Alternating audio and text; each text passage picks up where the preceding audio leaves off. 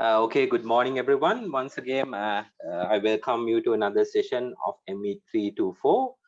And today we will be specifically discussing about the application of the constant strain triangular elements in finite elements simulations or in finite element solutions.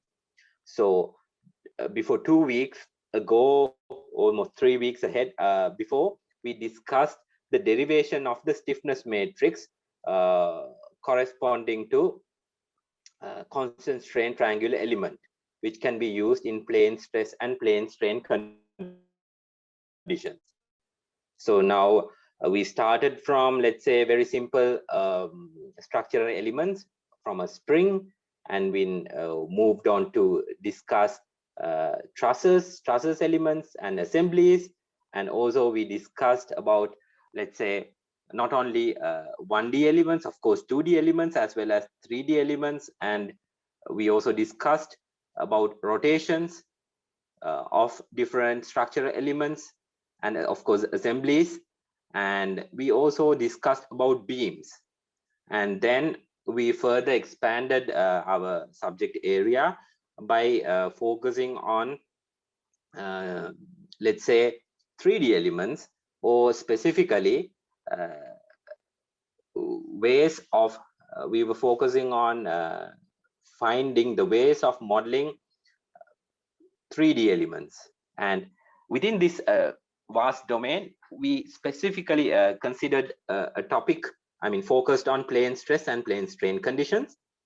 And to model plane stress and plane strain conditions, we derived, or we used, a constant strain triangular elements, and also we derived the element stiffness matrix, and also we were able to quickly work out how it can be used to calculate different stresses and find the deformations as well as within deformations which occur within the elements. So now today, let's try to further expand our knowledge, or let's try to further go in this direction, and we will be using how we will be let's focus on a problem, a plane stress problem, a very simple plane stress problem, and see how we can do a hand calculation to get a feeling as to what really happens behind the finite element simulations which you run during the lab sessions. Okay, because during the lab sessions you are given complicated structures, complicated geometries, and you have a nicely developed software based on a graphical user interface where you provide boundary conditions, do a proper, come up with a proper mesh model, and run the simulations to extract the results. So maybe after this example, it will be like very clear to you, or it will be still, you will be able to further clarify as to how we really tackle such problems. So to start with, let's look at, let's call this, since we are already at, section 5.4, we call it finite element solution of a plane stress problem.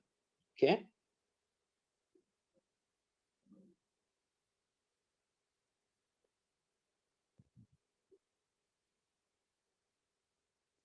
So I reckon you to maybe take out a piece of paper and work this problem with me, because then it will be very clear to you, and it will also save time that you don't have to go through this lecture over and over again. If you have any doubts, you can come back to this lecture and revisit maybe some additional material and supporting material which I will be uploading. So it is really straightforward if you have already gone through the material, to work out this problem with me. So it will be quite helpful for you all.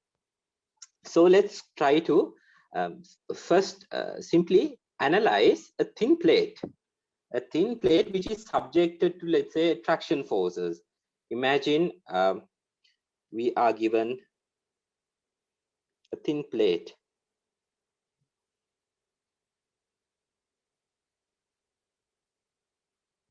which is, let's say, fixed. Of course, this should be horizontal. So my lines are a bit crooked, but you have to excuse me with that. But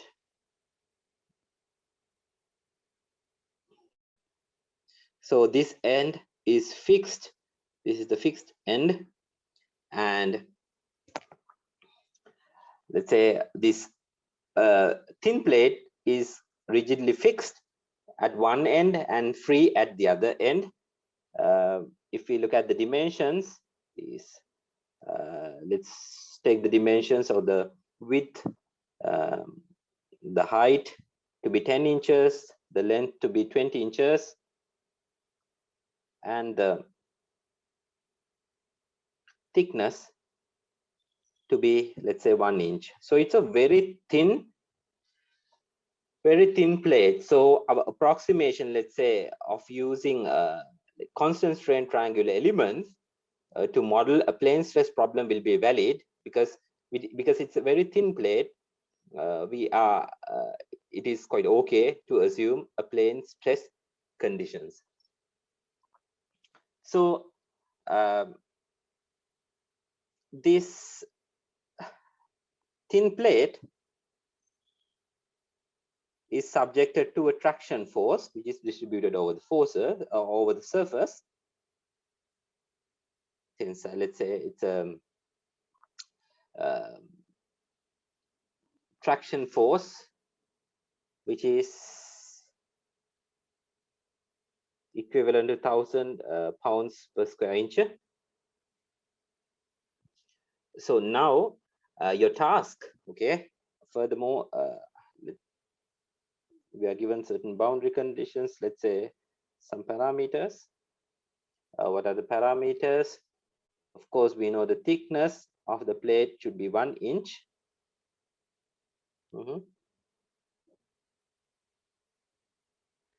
And the modulus of elasticity of this element is 3 times 10 to the power 6 pounds per square inch.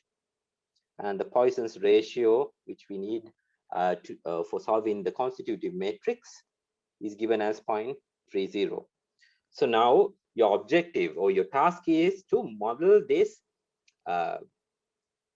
thin plate and to determine the nodal displacements and, of course, the element stresses using a constant strain triangular element. We are interested in two things: the nodal displacements and the element stresses. So for this, we are required to use constant strain triangular element to model this system.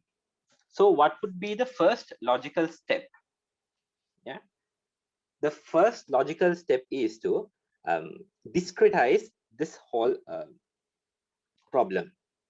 Yeah, so of course, since we are supposed to use constant strain triangular elements, we have to use as much as many number of constant strain triangular elements to model this system accurately. But you will see that the number of elements that we use in the system, the more complicated the problem becomes. So let's try to keep it simple, because we are trying to do an hand calculation today. So let's use a minimum number of elements to model this system. Of course, there will be certain deviations due to this oversimplification, but let's see how good the results would be, so that you would be able to get a feeling for this problem, or how you can apply this finite element solution to tackle such problems. And later onwards, maybe during the lab sessions, you can check how the results will improve as you increase the number of elements in order to let's say improve the accuracy of the results. Or basically you will be able to observe the variation of the stresses as well as displacements based on the as you increase the number of elements used in this problem. So before, let's say, discretizing this problem, you can see that here we have a distributed load. So what we can do is, first of all, we can change, or we can find the equivalent nodal forces in order to remove this distributed force and use it or to assign it to different nodes. How we can, let's say, express this distributed load in terms of nodal forces. So I will upload a supporting, let's say, lecture material for this, because I will not go into details. You can, depending on your time, you can go through the material. But simply what we do is, based on the results, like we can, but here you have to take me for granted, but you can also refer it to the lecture materials, which I will be uploading later onwards. Let's try to find the equivalent, let's say, nodal forces. What we can do is, let's try to find the nodal forces. So we know, let's call the applied nodal force would be F. And since we are planning, let's say, to distribute this total force into two nodes, we can write the traction forces. Yeah, when you multiply it by the total area, you get the total force and divide it by 2. So traction force is how much? That is 1000 squares per inch. And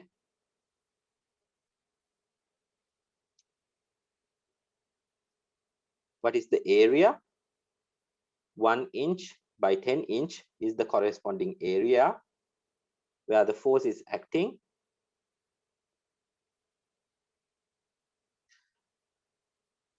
So the result would be 5,000 pounds acting on each node. So we can use this nodal force in order to model the problem using the constant strain triangle elements. Yeah. So take a minute, take a piece of paper, and try to try to write down how you can model this system using minimum number of, let's say, 2 number of constant strain triangle elements. You can give it a try now.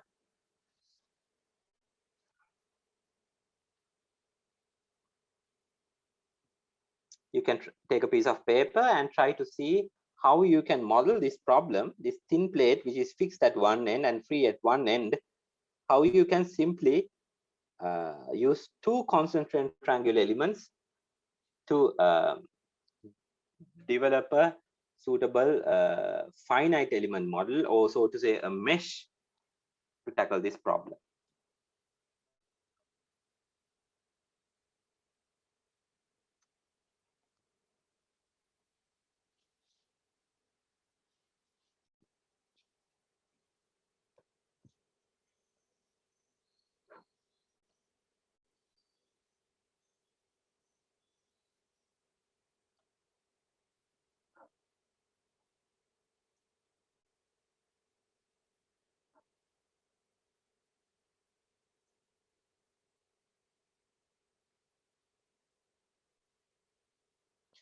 So here, if you have given a thought to it, maybe you have come up with a solution like this, or maybe another solution,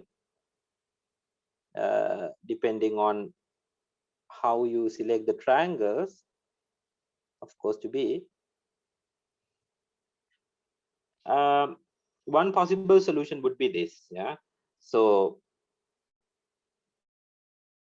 you can see the fixed, this element is fixed now to the, let's say, to the boundary, and the other element is, or other side is totally free. And I have used two elements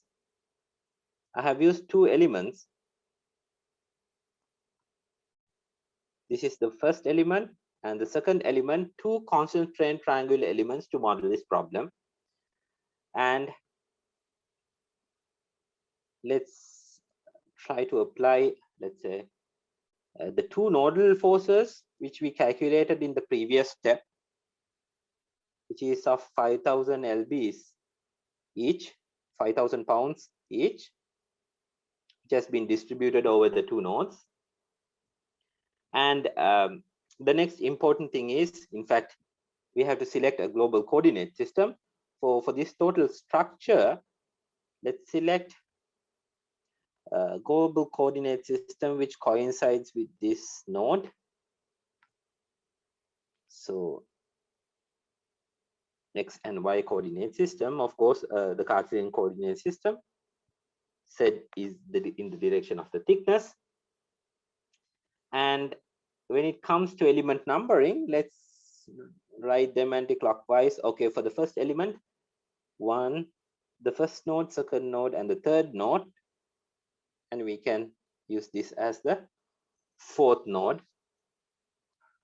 So as you can see, we have now developed the discretized model for this system,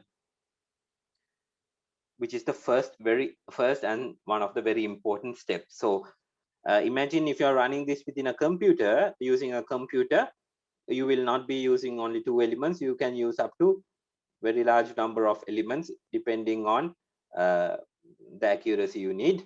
And if you are really interested in saving computational time, you can use refined measures.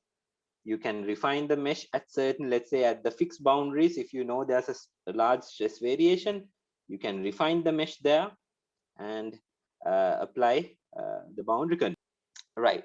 So what is our next task? So the procedure is quite the same as we discussed in the previous lectures, the same procedure which we use for the spring element, truss elements, beam elements. It is the same process. Yeah, only the equations as well as the concept is the same.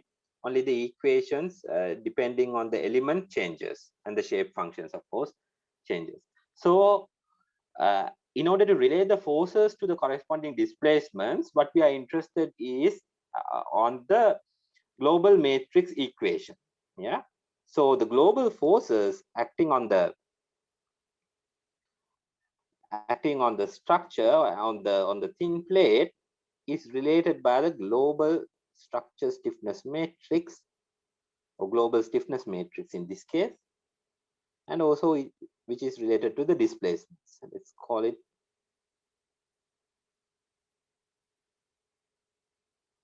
Phi(4)1. Yeah, so since we have already written down the global forces, let's try to expand this further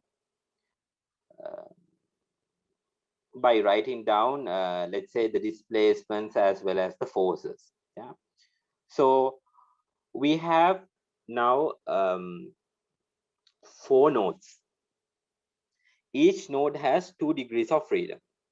So meaning we have totally 8 degrees of freedom. So you know the structure matrix, or the global stiffness matrix, should be of 8 by 8, as we learned previously. So since each node has 2 degrees of freedom, we have for representing the forces, we can use a column matrix which has 8 rows. So because each node has 2, let's say, 2 components of the forces acting. So, and we have already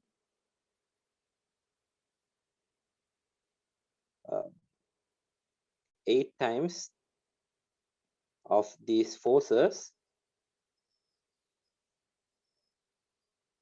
to represent the forces matrix or reaction matrix. So interestingly, we already know some of these forces acting. If we consider node number 1, of course, we don't know. This is something which we would like to find out. Yeah, in X as well as Y direction. And same, the other fixed end, node number 2, we are interested in finding out the reaction forces at node number 2. And node number 3, we already know the horizontal force is 5,000 pounds and there are no vertical loads. Similarly, in node number 4, we know the horizontal force is how much? 5,000 pounds, and there are no vertical forces applying. So this relationship is related via the global stiffness matrix. And of course, we had multiplied it with the degrees of freedom. We have 8 degrees of freedom.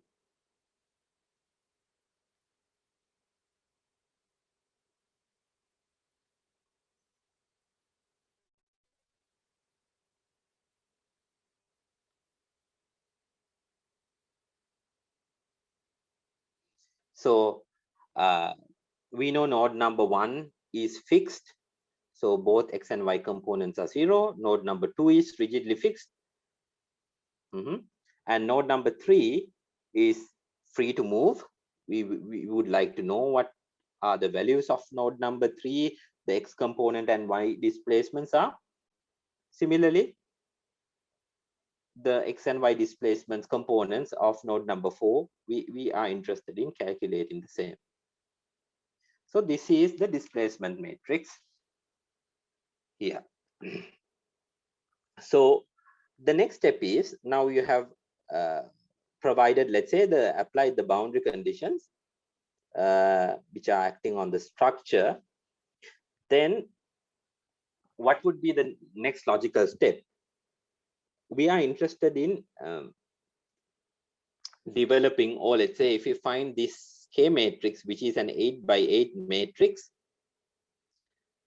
we are able to find, let's say, the displacements, and we can calculate the corresponding reaction or the forces as well as the stresses of the elements. So now we are interested in constructing the global stiffness matrix. So we have two ways of doing it, or finding this global stiffness matrix. One way is by applying the direct stiffness method. The other method is to use the superposition method.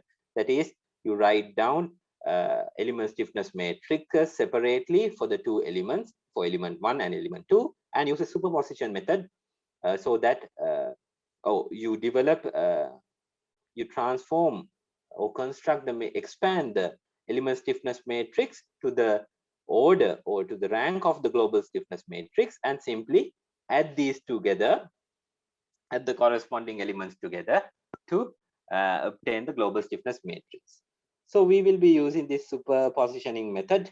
So for that, we will be developing, we will try to obtain the element stiffness matrix for element 1 and element 2, and try to construct the global stiffness matrix for the total structure, or for the whole model. So for that, so we will be using the superposition method.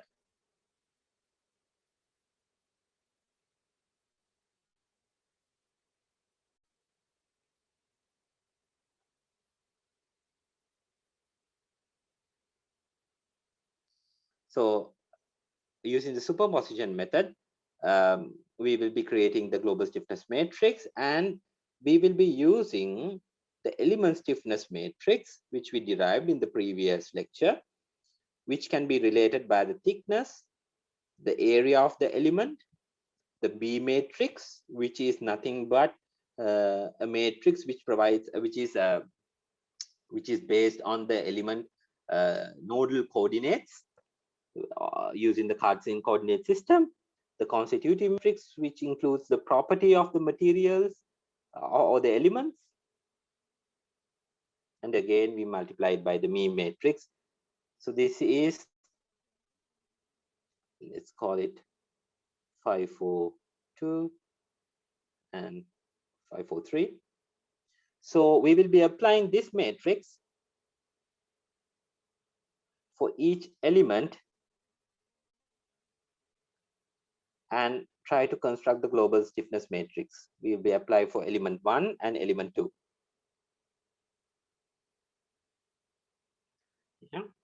So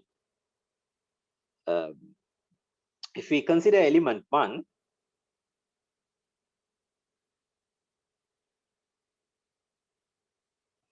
first we can,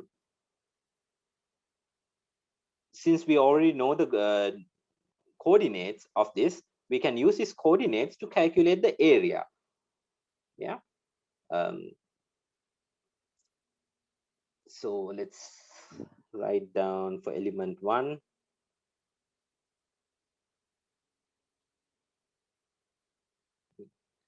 So let's consider this as I. Let's always go in the anti-clockwise direction, I, J, and M. Let's take I as node 1, of course, as in the original figure.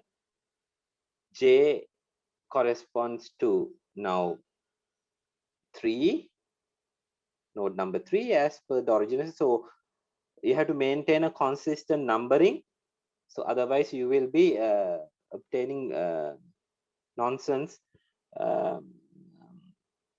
results, having nonsense, and you will be ending up at very, very unrealistic values. So you have to be consistent within this, let's say, lecture series. I will be using, or I will be numbering the nodes as I, J, and M, and I will be going anti-clockwise direction. And so based on the original figure, this is our numbering. We can assign I to be 1, J to be 3, and M to be 2. And we already know the nodal coordinates.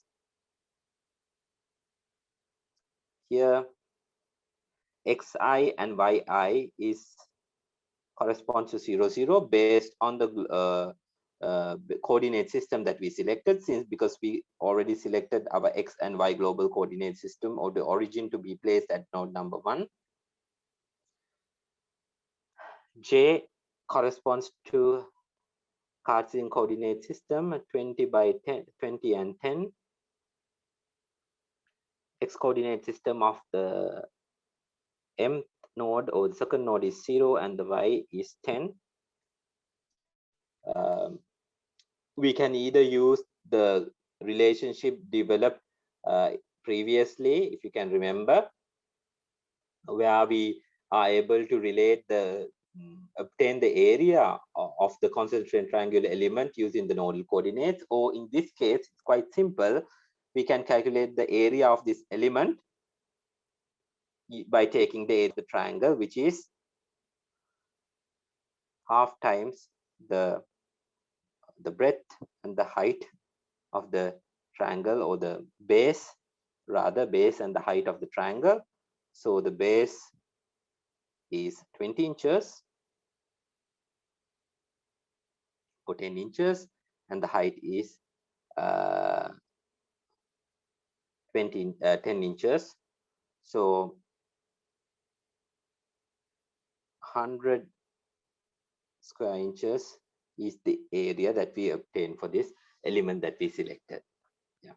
So now, since we already know the thickness, of course, we already know the area we have calculated using directly the geometry, or alternatively, as I mentioned, you can use the, if it is too complicated or if it is awkward, the system, if it is not direct, let's say if it is a skew element, yeah, then you can use this nodal coordinate systems, nodal coordinates, to calculate the area, which we derived in the previous lecture.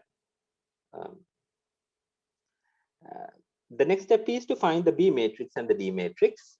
B matrix, if you can recollect, can be expanded. I will directly write the expanded form here for the B matrix for element number 1.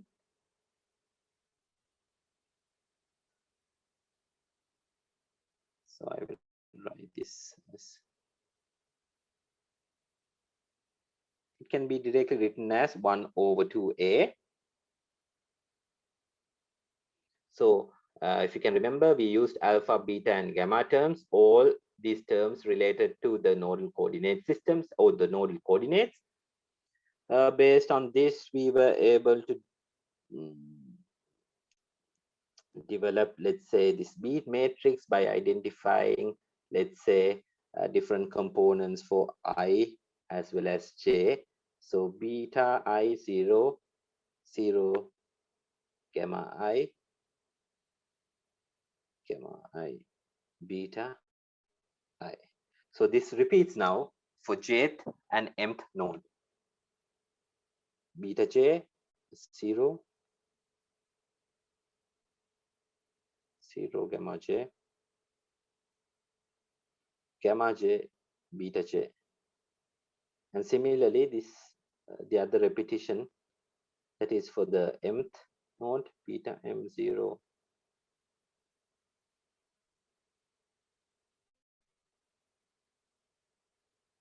yeah. So this is the form of the B matrix. And if you can recollect, beta, I will write down, because for the first element I will write down everything, and certain element I will directly use them.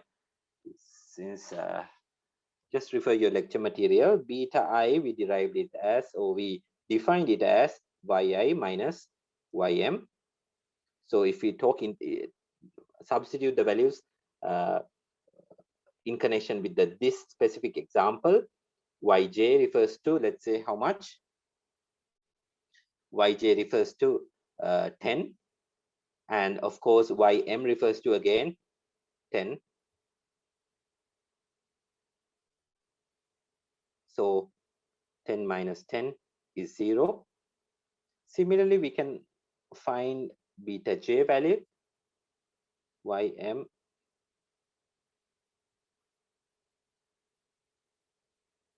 So this beta I is yj minus ym, okay? So beta j is ym plus yi, you see. So wherever you have the j term here, the other two terms are appearing in the as subscripts in the y subscript of y. So 10 plus 0 is equal to 10. So beta m is yi minus yj. So do we see a pattern here? Ij, m, j. Yes. So as I mentioned before, if we let's see whether we can find the pattern. I,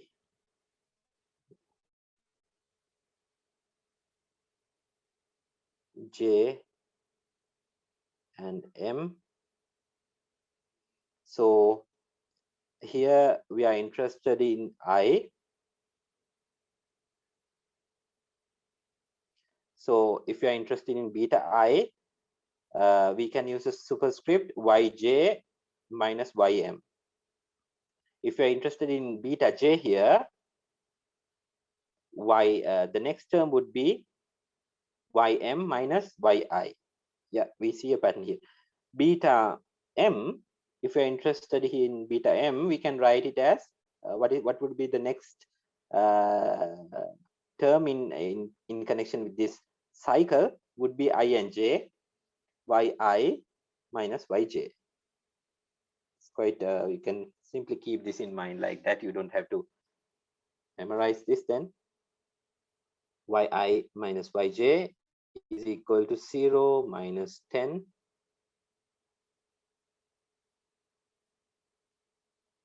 would be minus 10. Similarly, we can write down the relationships for gamma. This is nothing but gamma I. These gamma terms are all related to x coordinate system. So if you are interested in I, gam xm minus xj. So when it comes to, if I see the pattern clearly, let me check now. We saw that the y terms are taken and anticlockwise. The x term seems to be appearing in the anticlockwise, the y terms to be clockwise, and the x term seem to be appearing in the anti-clockwise. Let's see. Gamma I is equal to apparently this problem is bugging me. I have to find a fix for this. Yeah. So xm minus xj. Yeah, it's the anti-clockwise direction. Xm minus xj. Xm is 0. Xj is how much? Xj is again 20. So it is minus 20. What is gamma j? Xi minus xm.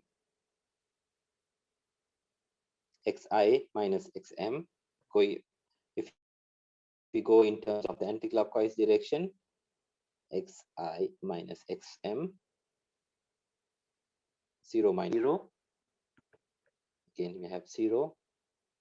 Gamma term can be written as xj minus xi. Let us check. M term going in terms of the anti-clockwise direction, j minus I. Yeah, xj minus xi is 20 minus 0 is equal to 20. Yeah, so we have neatly obtained the equations for gamma and beta and gamma terms, which is nothing but related to the Cartesian or coordinates of the elements. So we can use these beta and gamma terms and substitute it in equation 5.4.4 to obtain. So let's try to substitute whatever we obtain in 5.5.4 into 544, and to obtain the B matrix, which is nothing but 1 times 2a. A is how much? 100. So it is 2 times 100 is 200. And if we substitute the results which we obtained for this different terms, 0, you will obtain a matrix. It would be really nice if you can write down these equations with me. So one thing, it would be really, you will be able to grasp the concept quite clearly. Otherwise, you will have to stare at the screen as to how, while I write down these equations or these matrices.